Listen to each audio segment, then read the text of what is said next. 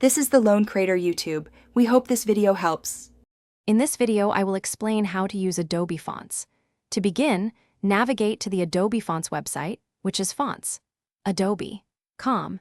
Here you can browse a vast collection of thousands of typefaces by various designers.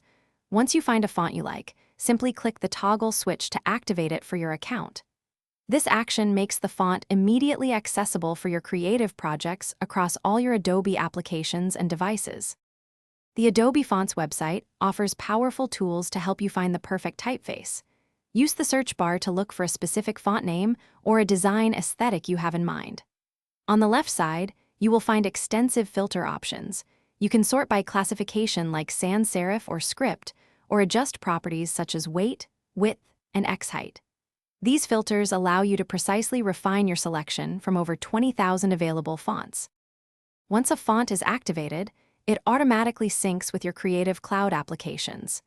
You can visit your My Adobe Fonts page to see all the fonts you have currently enabled. From this dashboard, it is easy to deactivate any font you no longer need, helping to keep your font list organized.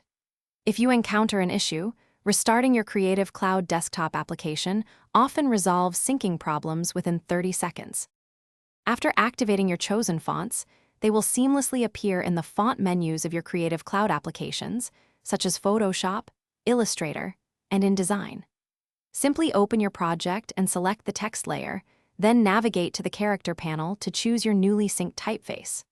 Remember, Adobe Fonts provides a consistent and licensed solution for all your creative endeavors, ensuring your designs look professional across various platforms.